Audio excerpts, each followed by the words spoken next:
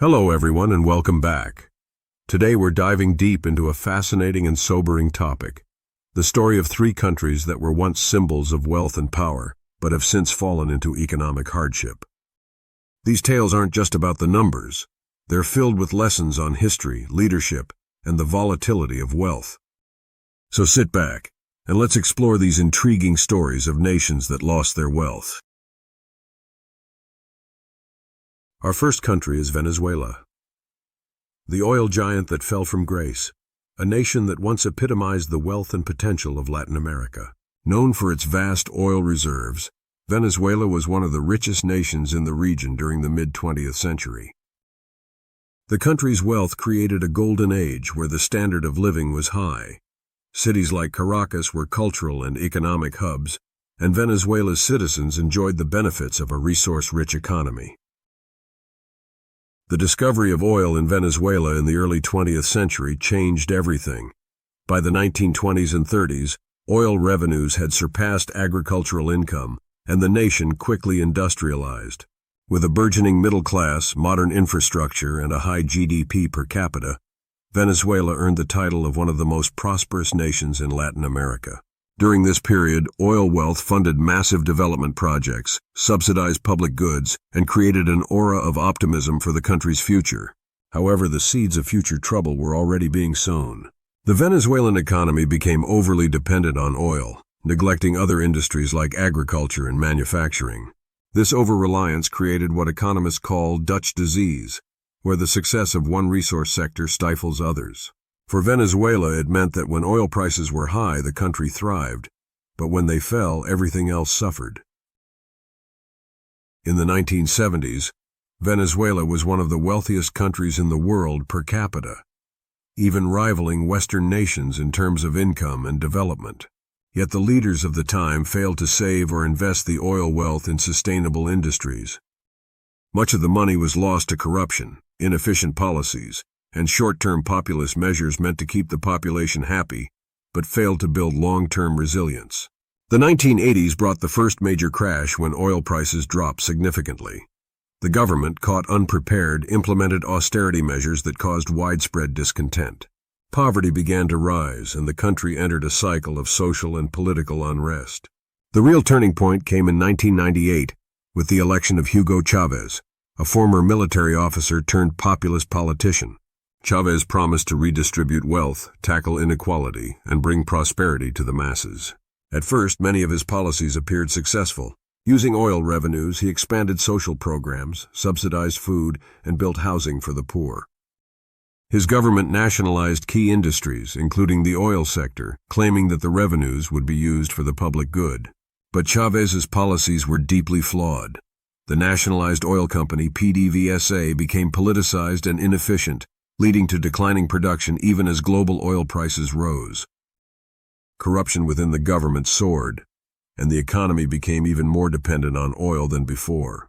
Chavez also failed to invest in infrastructure or diversify the economy, leaving Venezuela vulnerable to external shocks. When oil prices collapsed in 2014, the economy spiraled out of control.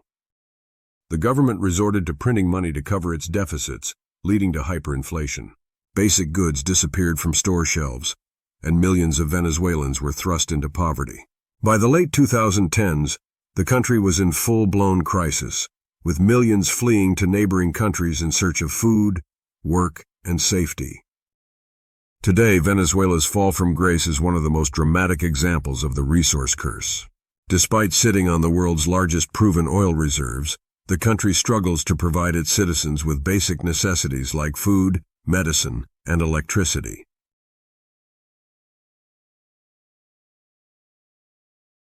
Our second country is Argentina. From the Paris of the South to economic instability, a nation that was once one of the richest in the world. Known for its fertile lands and vibrant culture, Argentina was a beacon of prosperity and modernity in the early 20th century. Immigrants flocked to Buenos Aires, which was often compared to Paris for its architecture, sophistication, and cultural dynamism. Between 1880 and 1920, Argentina experienced what historians call its golden age. Fueled by agricultural exports, particularly beef, wheat, and wool, The country's economy boomed. Argentina's vast pampas with their rich soil were perfect for farming and ranching, earning it the nickname the granary of the world. This period also saw rapid modernization. Railways crisscrossed the country, linking rural farms to urban centers and ports. Buenos Aires became a global hub, with elegant theaters, universities, and a thriving middle class. In 1913, Argentina was one of the world's 10 richest countries per capita, ahead of nations like Germany and Italy. Now, when does the fall begin? Argentina's troubles began with the Great Depression in the 1930s. As global demand for agricultural products declined, so did Argentina's exports.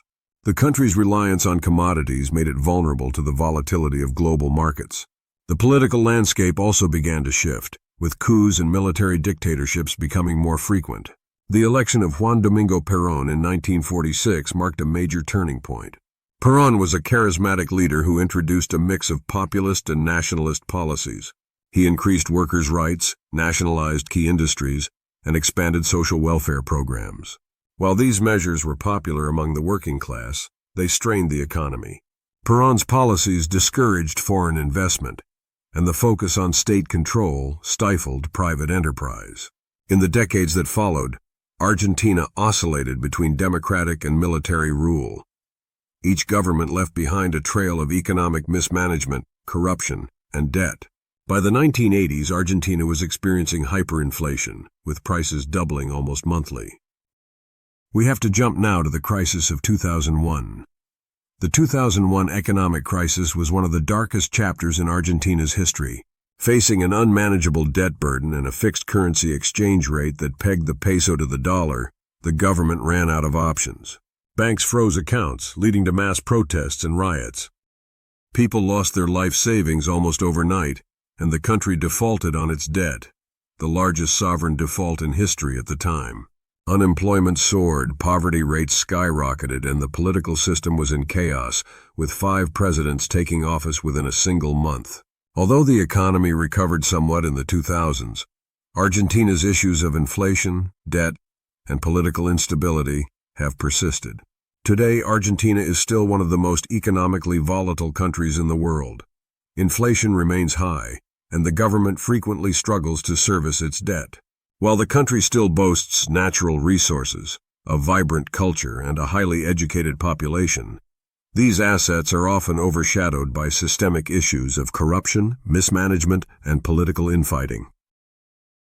Argentina's story is a stark reminder that wealth and resources alone cannot guarantee long-term prosperity. Without sound governance and economic diversification, even the richest nations can fall. Finally, we journey to Africa to look at Zimbabwe, a country that was once called the breadbasket of Africa. In the mid-20th century, Zimbabwe, then called Rhodesia, was a thriving agricultural economy. It produced enough food to feed its population and export surplus crops. When Zimbabwe gained independence in 1980, there was widespread hope for a prosperous future. The new president, Robert Mugabe, initially made strides in education and healthcare, raising the quality of life for many. However, things began to unravel in the 1990s. One of the most controversial policies in Zimbabwe's history was Mugabe's land reform program, which began in the late 1990s. The government seized farmland from white farmers and redistributed it to landless black citizens. While the policy aimed to address colonial inequalities, it was poorly executed. Many of the new landowners lacked farming experience, and agricultural production plummeted.